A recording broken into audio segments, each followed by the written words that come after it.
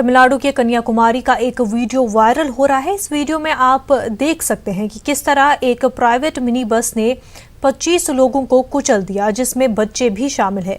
इस वाकये में कितने लोगों की मौत हुई है ये नहीं बता सकते। वाज़ेह है कि ये वीडियो 11 दिसंबर का है।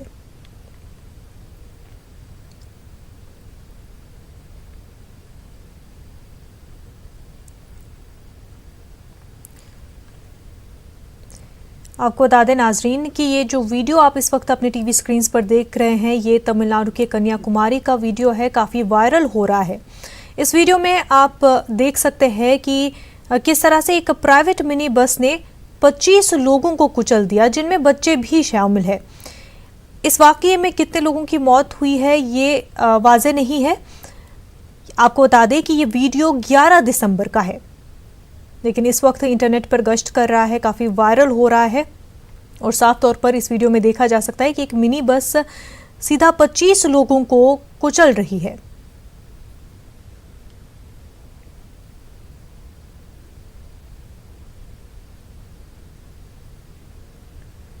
वीडियो में साफ देखा जा सकता है कि बच्चे जो कि स्कूल जा रहे हैं या स्कूल यूनिफॉर्म में बच्चे देखे जा सकते हैं, जो कि इस मिनी बस से कुचले गए हैं। इस वाकये में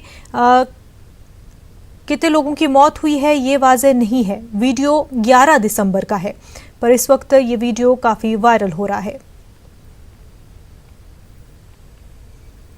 आगे बढ़ते हैं। आजम खान के बेटे अब्दुल्ला आजम को इलाहाबाद हाई कोर्ट से बड़ा झटका लगा है। रामपुर के सवार असेंबली हलके से एमएलए अब्दुल्ला आजम की असेंबली रुकनीत इलाहाबाद हाई कोर्ट ने मनसूख कर दी है। अदालत ने अब्दुल्ला आजम को असेंबली चुनाव के दौरान पर्चे नामजदगी में अपनी उम्र गलत लिखने और तारीख पैदाइश को लेकर झूठा हलफनामा लगाने का कसूरवार पाया है। वाज़ेह है कि रामपुर के नवाब काजिम अली खान ने अब्दुल्ला आजम पर जाली दस्तावेजात लगाते हुए उनके खिलाफ इलाहाबाद हाई कोर्ट में अर्जी दाखिल की थी। इस मामले में समाअत करते हुए हाई कोर्ट ने गुज़िश्ता 27 सितंबर को अपना फैसला महफूज कर लिया था। अब जो आजम खान साहब के छोटे बेटे हैं, उन्होंने अभी 217 में जो विधानसभा का इलेक्शन हुआ था, तो उन्होंने एक फर्जी सर्टिफिकेट एज के संबंध में लगा करके चुनाव लड़ा था, जबकि न्यूनतम एज 25 वर्ष होनी चाहिए।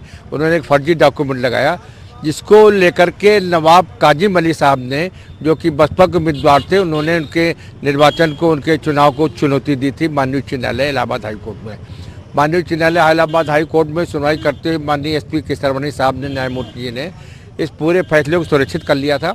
आज उन्होंने फैसला दिया और फैसला देते हुए माना कि ये अब्दुल्ला आजम खान साहब ने फर्जी डॉक्यूमेंट के सहारे अपनी एज के संबंध में एक चुनाव लड़ा था और जीत गए थे। लिहाजा माननीय न्यायमूर्ति ने उनका पूरी सदस्यता विधानसभा को रद्द कर दी है। बेंगलुरु के नेशनल इंस्टीट्यूट ऑफ यूनानी मेडिसिन में गैर मुतअद्दी अमराज की रोकथाम पर 2 रोज़ा कौमी सेमिनार मुनक़िद हुआ। गैर मुतअद्दी अमराज जैसे डायबिटीज़, कैंसर, दिल की बीमारियां मुआशरे में तेज़ी से आम हो रही हैं। इन बीमारियों से अवाम को कैसे निजात दिलाया जाए, कदीम तरीक़े इलाज यूनानी से किस तरह इन अमराज पर काबू पाया जा सकता है, इन अहम अमूर पर गौर-ख़ौज़ के लिए यूनानी तिब के माहिरीन इस कौमी सेमिनार में इकट्ठा हुए हैं। इफ्तिताही तकरीब में मुकर्रिरीन ने कहा कि खाने पीने में एहतियात न बरतना आराम पसंद ज़िंदगी कई बीमारियों का सबब बन चुकी है। इन बीमारियों की वजह से मुल्क की मईशत कमज़ोर हो रही है। सेमिनार में कहा गया कि गैर मुतअद्दी अमराज का हल तिब यूनानी में मौजूद है। Don't control our diet. We abuse our body by eating whatever we like. It is the tongue which matters and not the stomach. We don't even bother what happens inside the stomach after we eat. It should taste very well. The food should look very well. You know how the 5-star hotels lure you by dressing up the food in such a nice manner. They are presented in a nice manner. You feel like eating. Still, there is full of stresses, full of diseases. There is no healthy life. These non-communicable diseases are the root cause of downfall of the economy. सिर्फ हिजामा तक अपने आप को महदूद न रखिए, इलाज भी साथ में कीजिए, दवाएं भी दीजिए। खाली हिजामा करने से इलाज मुकम्मल शिफा नहीं होती है। कि यूनानी तरीके इलाज वो है जो बीमारियों को जड़ से निकाल, सिम्टम ख़त्म नहीं करता है, इलाज जड़ से करता है और शायद फैज़याब होते हैं लोग उससे करके। डिजीज़ कहते हैं जिसमें डायबिटीज़, हाइपरटेंशन, आर्थराइटिस, कैंसर ये बहुत तेज़ी से बढ़ते जा रहे हैं। तो इस सेमिनार के ज़रिए हम आवाम तक और पढ़े लिखे लोगों तक और मेडिकल फील्ड से जुड़े हुए लोगों तक ये मैसेज देना चाहते हैं कि इस तरफ ज़्यादा से ज़्यादा भी जोर दिया जाए ताकि हम इन बीमारियों पर भी काबू पा सकें उस तरह जिस तरह हमने जरासीमी बीमारियों पर भी काबू पा लिया है। शरीयत के नाम पर होने वाले कारोबारी फ्रॉड से बचने और शरई उसूल और ज़वाबित के मुताबिक कारोबार करने के लिए मुंबई के हज हाउस में 2 रोज़ा वर्कशॉप का इनेकाद किया गया। जदीद तिजारती और मुआशी मसाइल, मौक़े और शरई और अमली रहनुमाई के उन्वान से मुनक़्क़िदा वर्कशॉप में माहिरीन और उलमाए किराम ने खिताब किया।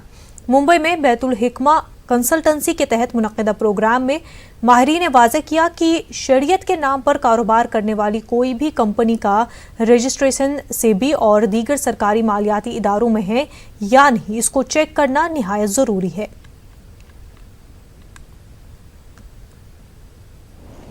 असल मकसद इस प्रोग्राम का यही था कि हम उलमा को कैसे बताएं कि इनको इस्लामिक फ़ाइनेंस के नाम पे अगर कोई आता है तो वो क्या क्या चीज़ें पता करें, वो कौन से कॉन्ट्रैक्ट देखें, इंडियन फाइनेंशियल सेक्टर के रेगुलेशन की बुनियादी चीज़ों के बारे में वो वाकिफ़ हों ताकि वो पता लगा सकें कि ये शख्स जो आया है ये वाकई में रेगुलेटेड भी है कि नहीं है। क्योंकि अगर रेगुलेटेड नहीं है और फ्रॉड कर रहा है तो कल को पकड़ना बड़ा मुश्किल भी हो जाता है। तो पहली बुनियादी चीज़ तो ये है कि आप कोई भी फाइनेंस कर रहा हूँ, पहली चीज़ है कि आप रेगुलेटेड होना चाहिए। और अगर आप रेगुलेटेड नहीं है तो पहले ही उलमा के कान खड़े हो जाने चाहिए कि ये क्यों रेगुलेटेड नहीं है। लिहाजा इस प्रोग्राम की यही कोशिश है कि ख़ुद मैं और हमारी टीम और हमारे दोस्त और इसी तरह हमारे जो भी उलमा और असहाब इफ्ता और मदारिस से ताल्लुक़ रखने वाले अहले इल्म व फ़ज़ल वो बिज़नेस की बेसिक और रियल इन्फॉर्मेशन को समझ सकें। तो मैं फ़ाइनेंशियल एडवाइज़र हूँ, तो मेरे लिए यहाँ अटेंड करना बहुत ज़रूरी था क्योंकि मेरे पास बहुत सारे रिक्वेस्ट आती है कि आप शरिया इन्वेस्टमेंट करते हैं या मेरे क्लाइंट्स को रिक्वायर होता है कि उनको प्योरली शरिया बेस्ड इन्वेस्टमेंट की गाइडेंस उसके वैसे इन्वेस्टमेंट्स हम बताएं। तो उस सिलसिले में मेरे लिए ये ज़िम्मेदारी हो जाती है कि पहले मैं खुद ठीक से समझ लूँ क्या चीज़ है और क्या चीज़ नहीं है। इस 2 रोज़ा वर्कशॉप का मकसद ये है कि हमारे उलमा किराम ठीक है इस तिजारत के इस्लामिक फ़ाइनेंस की बुनियादी चीज़ों को समझें और उसके बाद में इस लायक बने कि जो मुस्लिम कम्युनिटी है जो तिजारत कर रही है जब उनको मसाइल पेश आएँ तो उस वक्त वो गाइड कर सकें। इंडिया बैतुल-माल गुलबर्गा और रोज़नामा सियासत के इश्तराक से मेट्रो फंक्शन हॉल में ये प्रोग्राम मुनक़्क़िद किया गया। गुलबर्गा में पहली बार इस तरह के प्रोग्राम को मुतारिफ कराया गया था। प्रोग्राम की तैयारी एक माह कबल से की जा रही थी जिसका समरा भी देखने को मिला। प्रोग्राम के आगाज़ के साथ ही काफ़ी भीड़ देखी गई। मशातों से परेशान मुनासिब रिश्तों के मुतलाशी वालिदैन यहाँ काफ़ी खुश देखे गए। प्रोग्राम के लिए लड़कों के मुकाबले लड़कियों के रजिस्ट्रेशन दुगना ज़्यादा देखे गए। इसके अलावा लड़कों के मुकाबले लड़कियाँ ज़्यादा तालीम याफ्ता देखी गई।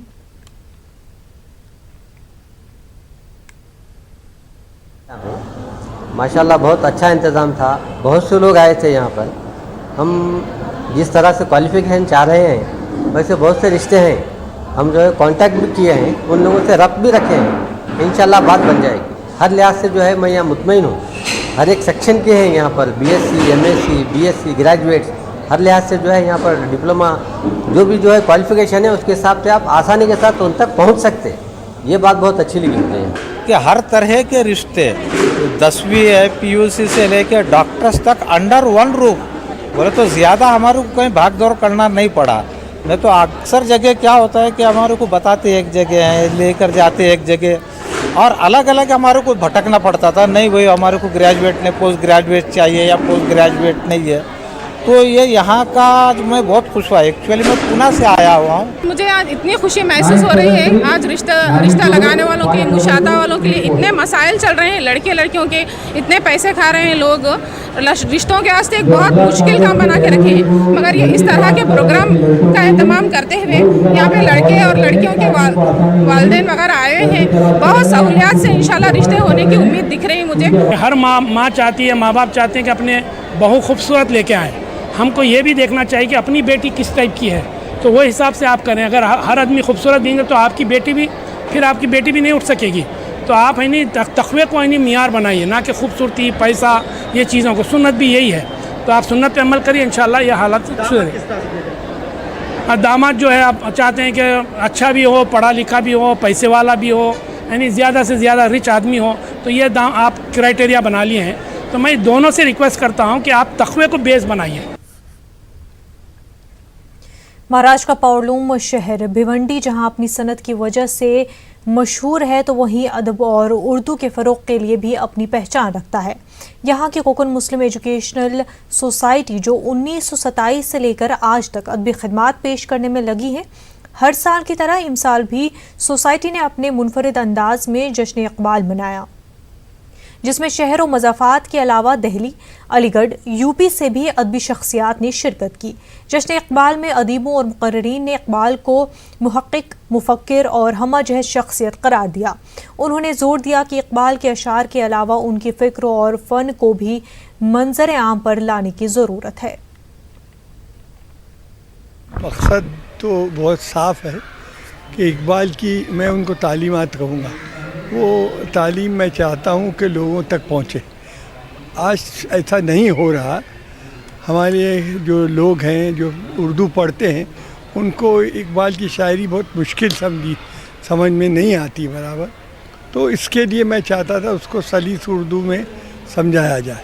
ये एक मकसद है। जश्न इक़बाल के उन्वान से ये प्रोग्राम हो रहा है और इस तरह के प्रोग्राम एक अरसे दराज से बहुत सी जगहों पे होते रहते हैं और उसकी ज़रूरत आज भी है और आइंदा भी रहेगी। उसकी वजह ये है कि अल्लामा इक़बाल के यहाँ एक पैगाम है और वो पैगाम सिर्फ़ एक ख़ास तबके ही के लिए नहीं है बल्कि पूरे इंसानियत के लिए उनका पैगाम है। और वो पैगाम है कि अपने अंदर अपनी खूबियों को पहचानो और अपनी खूबियों के ज़रिए से आगे बढ़ने की कोशिश करो। ख़वातीन के ताल्लुक़ से उनका एक ही मिसरा मैं समझती हूँ सबसे ज़्यादा नुमायाँ है कि वजूद ज़न से है तस्वीर कायनात में रंग। तो मैं यहाँ पर कहना चाहूँगी कि एक वजूद ज़न लेकिन हज़ार रंग। तो ये रंग जो महसूस किया इक़बाल ने, ये उनके जमालियाती ज़ौक़ के तर्जुमान थे, क्योंकि जिस वक्त ये मिसरा उन्होंने लिखा है उस वक्त का जो हिंदुस्तानी मुआशरा था वो औरतों के ताल्लुक़ से बहुत तंगदिल था, लेकिन उन्होंने ख़वातीन की न सिर्फ ज़ाहिरी बल्कि उनकी बातनी खूबियों को भी समझा, महसूस किया और इस मिसरे के ज़रिए उन्होंने उनका हौसला बढ़ाया किया था।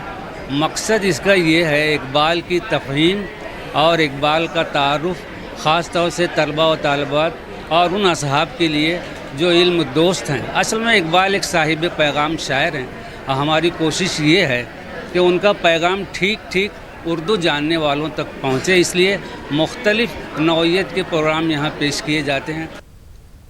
बोर्ड इम्तहानात के नज़दीक आते ही तलबा ज़हनी तनाव का शिकार हो जाते हैं। इम्तहानात की तैयारी को लेकर उन पर प्रेशर तो रहता ही है, साथ ही घर वालों के अच्छे नंबरात के मुतालबात उन्हें मज़ीद परेशान कर देते हैं। इम्तहानात की तैयारी कैसे की जाए और बच्चों को ज़हनी तनाव से बचाते हुए उन्हें इम्तहानात की तैयारी के लिए कैसे राग़िब किया जाए, इस बात को लेकर भोपाल में Muslim education and career promotion society ने प्रोफेशनल काउंसलर्स की मदद से बच्चों के साथ उनके वालिदैन की भी काउंसलिंग करने का सिलसिला शुरू किया है। टाइम मैनेजमेंट और कम वक्त में बगैर किसी दबाव को कैसे बेहतर ढंग से इम्तहानात की तैयारी की जा सकती है, इस प्रोग्राम में उसकी अमली तरबियत दी गई।